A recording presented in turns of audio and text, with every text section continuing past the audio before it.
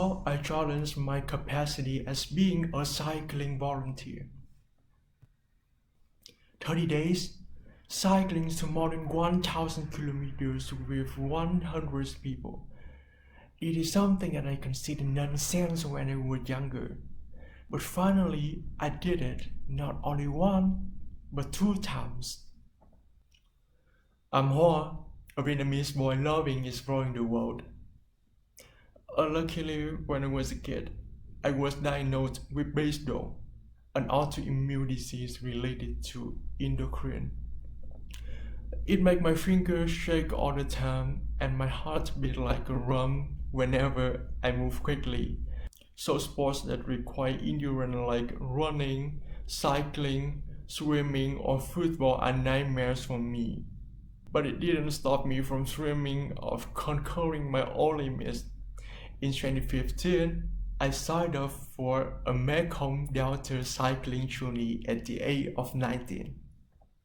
On the very first training days, my heart was going to explode with push-ups, crunches, and 4-kilometer runs every day from early mornings. If my groupmates tried the best, I had to try the wholly of my best. Ultimately, I passed them all and won a ticket to a torture trip of my life. Let's imagine sitting on your bicycle from 8 a.m. to 8 p.m. during the hot and sometimes the rain of summer days. No Coca-Cola, no milk, no restaurant food, and no Facebook or Instagram. I used to feel so regret and hate myself for my idiot decision. But why I got addicted with it for 3 following years? Actually, I did a second long journey in 2016, which another route through the short central coast to the central highland. Yeah, you didn't hear it wrong. The bicycle and the highland, which is full of slopes and passes. Yo, I could tell you it is because I love it. It got me out of my shell and transformed me into a better version. The first one, this is the map of Vietnam.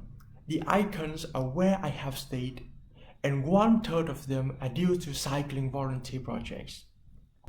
Is this amazing? I'm asking myself again.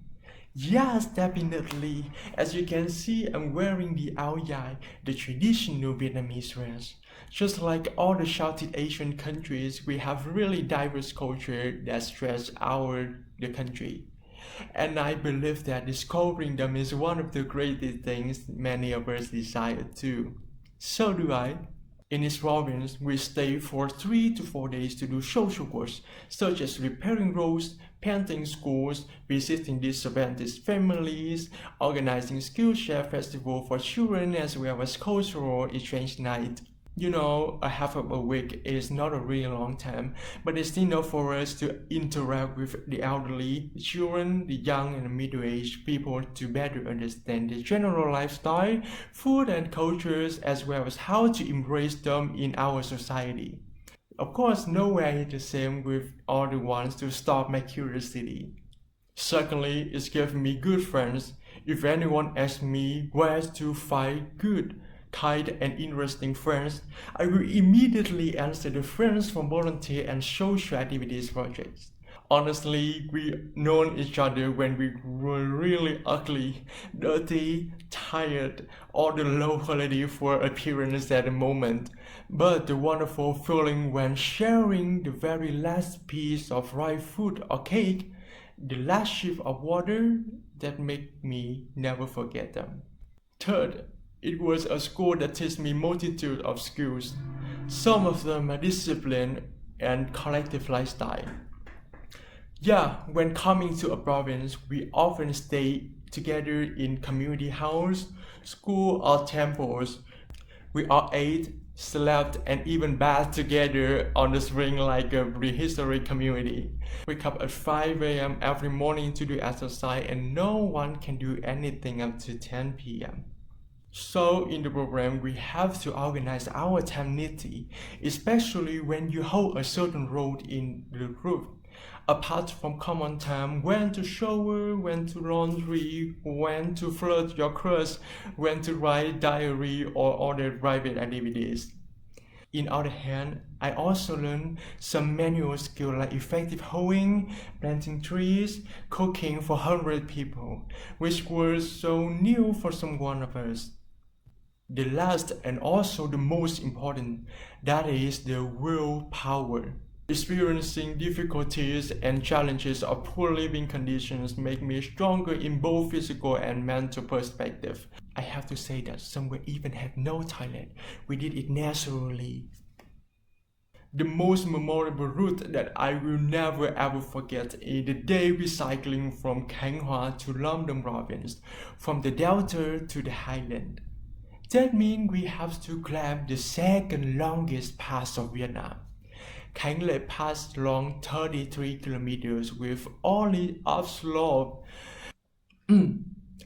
After a couple of upslopes, congratulations, you will see another couple of upslopes. It's like never ending and my legs were not allowed to rest any second.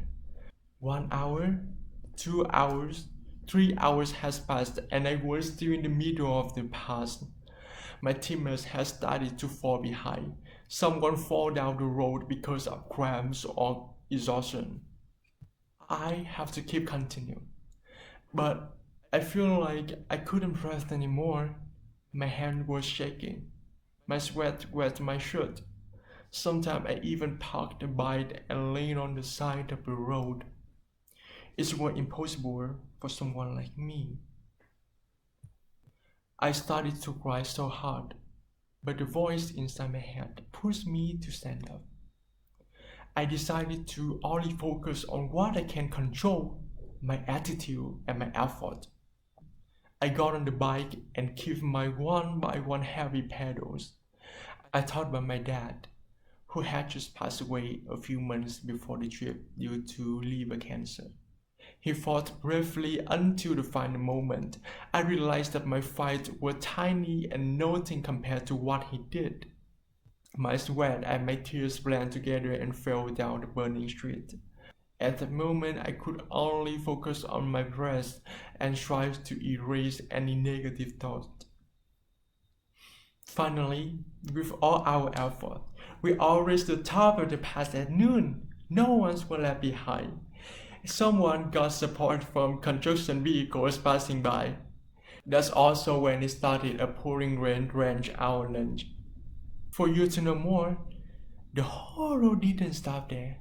That was not the only pass that we conquered on that day because we always ride 100 to 180 kilometers a day. So we still have a long road and reach the terminal at 8 p.m. when it was pitch black. We all cried and ran to hug each other when she one by one came through the flickering light. Since that day, every time I have a difficult time in my life or work, I always think of the legendary past that when I was 20, I had overcome such an impossible mission. Then the current situation have been what? And it was one of more than 20 similar trips I had in 3 years. It helped me become more mature, resilient, learn numerous things, and have beautiful relationships until now. I believe that choosing to step out of our comfort zone to go on risky adventures is full of worriness, but it's worth what we get. Now, where is your bucket list? Open list and plan to carry out your crazy things before it's too late. I'm Hoa. I was a cycling volunteer. Thank you. Tôi thấy lặng lẽ phương sau hè, tôi thấy ngày ấy tìm đến đây, tôi thấy thanh thản như mây trời dần dần